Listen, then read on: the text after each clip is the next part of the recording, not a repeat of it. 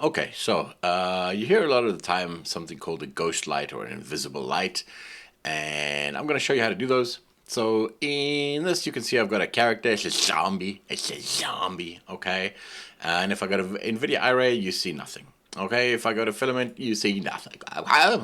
Basically, I've got environment options, and I've got scene only, and then I've got a point light, which is off, so it's black. All right. So let's make our thing. I'm going to make a geometry right there. I'm going to say cube. Okay, you can make a cube or a circle or whatever the hell you want. Make whatever you want. Hell, let's go with the torus. All right, let's go with them toruses. Toruses. So basically, once I've got the torus, I can put it wherever I want. Boom. Actually, yeah, that could be pretty cool. Let's put it somewhere like that. With that, I'm going to go off to NVIDIA Array. And you can still see nothing. Okay, so I'm going to go to torus. I'm going to go to surfaces. I'm going to go to torus there.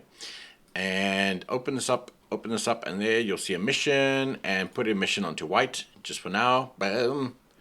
Okay, so now, ooh, we start getting them light. Okay. And luminance, you can start bumping up, okay? You can start bumping this up to a lot. I'm going to put this onto CDM squared, whatever the hell that is, because then it's a lot brighter and I don't have to keep bumping this thing up too much. And over there you can see it. Okay, so it's working. All good, but this is not invisible. So you'll go to your geometry, French, okay, and you'll take cutout opacity. Now look, if I take this all the way down, it's black again. So what you got to do is put it on something like 0.00001, okay, something like that. So you don't see that, but you still see the light of this. And then it's just a balancing game, okay? So now I can go to your emission again, and you can start putting up your luminance or whatever the hell you want to do, your luminance. And you can start seeing that you start getting some sun, some light, okay?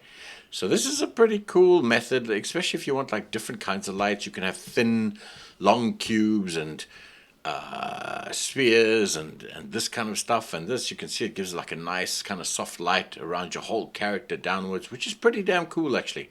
So this is what you call them ghost lights. That's why I use them zombie. Okay, that's why I use them zombie.